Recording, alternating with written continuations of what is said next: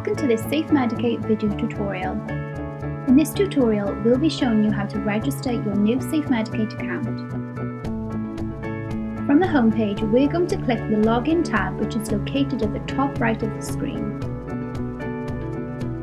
This will take you through to where you can log in and register. So registration is easy. So if we simply click the Register a New Account at the bottom of the screen, it will take you through to complete the following form. In the first instance, carefully read our terms and conditions and we're good to go.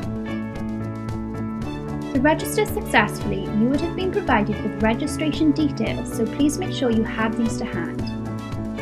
You will need your safeMedicate username and your registration key. Note, if you don't have your username or registration key, then follow the link on screen now, where you will be taken through to our store. Okay, so once you've filled out both the username and registration key, you will then need to confirm the following details.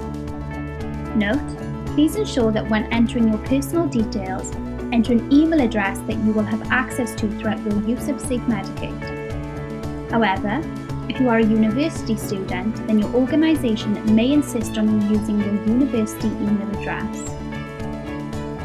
Now, choose a password.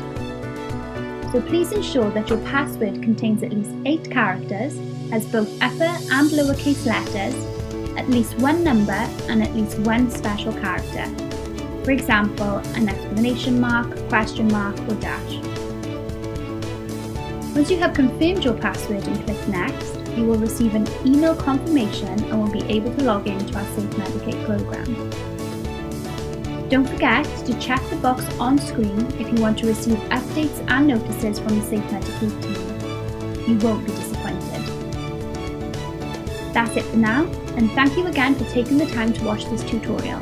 If you have any further queries, then please don't hesitate to get in touch with a member of the team via our help desk.